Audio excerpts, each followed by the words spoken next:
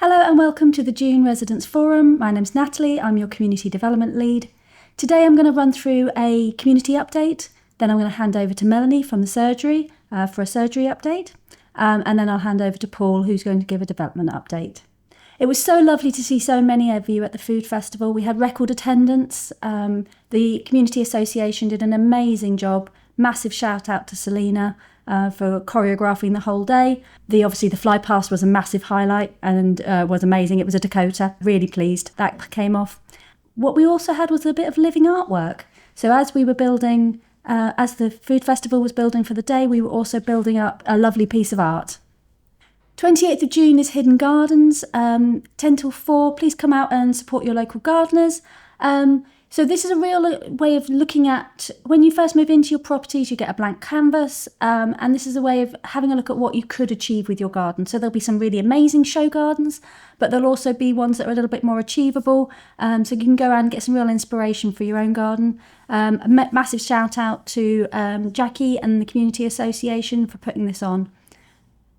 It was lovely to see so many of you at the beer festival on the 10th to the 12th of April. Really lovely event, and it will be returning in October, so please do support that. I'm sure you've all noticed that Swim for Coffee House is open. It's so fabulous to see them doing so well. Fabulous waffles and cakes and milkshakes, and I expect to see lots of you down there. The Watch Office has a new summer menu, so please pop down and have a look at that. Obviously a fabulous place to go and have a drink of an evening as well. And they've got lots of events coming up. They've also got the World Cup pub in the pavilion happening. So works on Garland Park are about to start. So they start in July. I'm still waiting on an exact date, but as soon as I know, I'll pop that on socials. What you'll see is concrete coming up. It's going to come up in 100-metre sections, starting on Senlis Road end. So they'll take about 100 metres of concrete up, they'll put soil back in, and then they'll carry on to the next section. It's 900 metres of park. So it is going to take some time to get all that concrete up. Then come the autumn, we'll see more landscaping happening, putting in the paths, with an aim to it opening in spring 2027. When the concrete is coming up, there'll be vibration monitoring and there'll be dust suppression as well. If you have any problems, do drop me an email. So you can have a look on our website. It has lots of different things you can have a look at. One of the latest ones is the interactive map. It has 3 different timelines on it. So it has a past, a present and a future. So if you want to have a look at what's coming and where it's going to be coming, it's a really nice thing to have a look at. It's also broken down into different sections: living, working, where the house builders are, health and leisure. Each one of those spots with a number on it is a different pin. So if you zoom into it, you'll then get different pins and it will show you different information. So it just gives you an idea of what's coming next. So the Water Savers campaign is now a year old. I'm pleased to say that our water consumption at Alconbury Weald has reduced quite significantly following the campaign. It is very warm outside. I don't know if anyone's noticed. Do think about your water consumption. We also have about 36,000 trees on site and more than that of shrubberies. So if you do see one that's looking a little bit on the sad side, please do feel free to water it from your water butts. There are lots of ways to stay in touch. The new Make News is out and you should have all had a copy of that. If you haven't, please pop into the club. You can get a copy. The Warbler, the next edition is a July-August edition to cover holidays. So it's got lots of things about events over the summer. The next edition will be in September. If you did have something you wanted to add into that, then please just drop me an email. Copy date for the Warbler is always the 20th of the month. We've got the Alconbury Weald Living page, which is run by the residents, and then our socials as well. So we've got our website and Facebook and Insta. Now I'm going to hand over to Melanie from Alconbury and Brampton Surgeries to give us an update from them. My name is Melanie Gearing and I've been your practice manager at Alconbury and Brampton Surgeries for 21 years. We have a practice team led by 4 partners with 50 staff. This includes 6 salaried GPs, 2 paramedics, 6 nurses and 4 healthcare assistants who deliver care with the support of numerous administrative team members, including our receptionists. We are supported by additional roles from the A1PCN, such as the physio, the social prescriber and our pharmacists. We work together collaboratively to do the best we can to meet the needs of our patients. We are currently working very hard to preserve the traditional style of general practice to balance the need for urgent on-the-day appointments with the need to maintain continuity of care. And we do this by offering appointments that are bookable online, via telephone and in person. We are not a total triage practice, despite the move towards this that many practices have made in response to high levels of demand in recent years. We believe our current model of appointments is in the best interests of our patients, and this is evidenced via patient feedback with a consistent score of 96% positive responses through our friends and family test, and our rank of 5th out of all Cambridgeshire and Peterborough practices in the 2025 GP patient survey. Our reception team are trained to signpost, not triage. Their role is to book an appointment with the clinician most appropriate to meet the patient's needs. The information they use to support this process is available on the website under Who Do I See? We hope this transparency will help inform patients and manage their expectations, as a significant challenge for general practice at present is balancing the patient's expectations with the NHS understanding of what is clinically necessary or possible to provide within general practice. As a practice, our patient list has grown by 60%, with an additional 5,500 patients joining us since 2017. Initially, our growth began with the development in Brampton and the RAF housing being opened up onto the market, and more recently with the growth of the Weald. We've been in discussion with the ICB since 2021 regarding the growth of the local population and advised them that we would be at physical capacity in 2023. So here we are, now in 2026, where we have GPs and PCN staff working remotely, which compromises the face-to-face care we provide and the services we can offer our patients.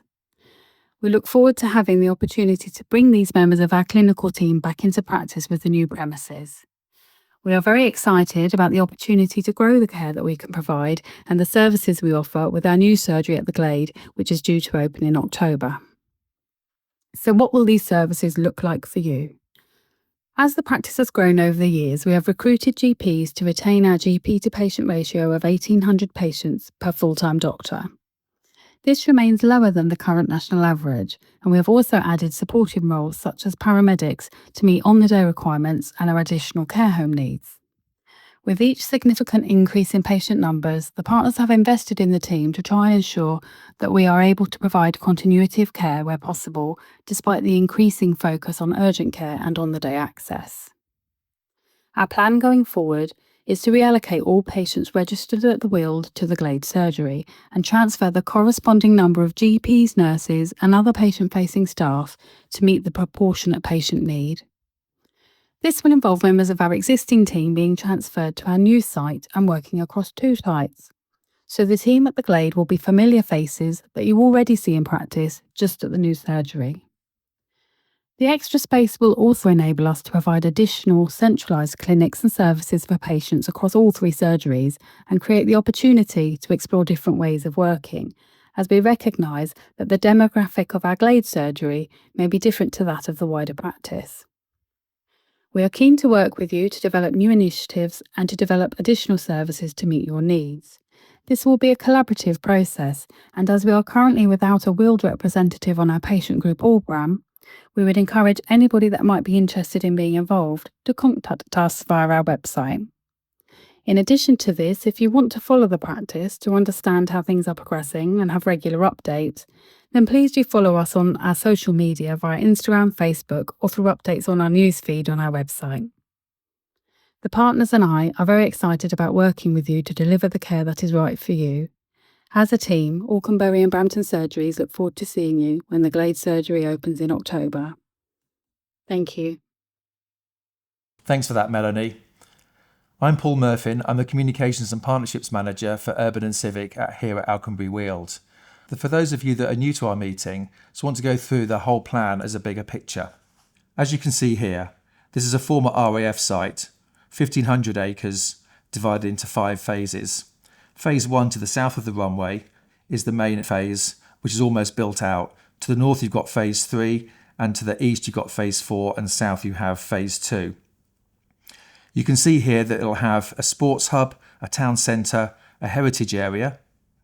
It'll have a runway park. It has Presley Wood Academy, which is open which is a SEND school, Alconbury Weald Church Academy, which will be open next year, and Ermine Street Church Academy, which is the primary school, a cricket park, and also southern access to the A14.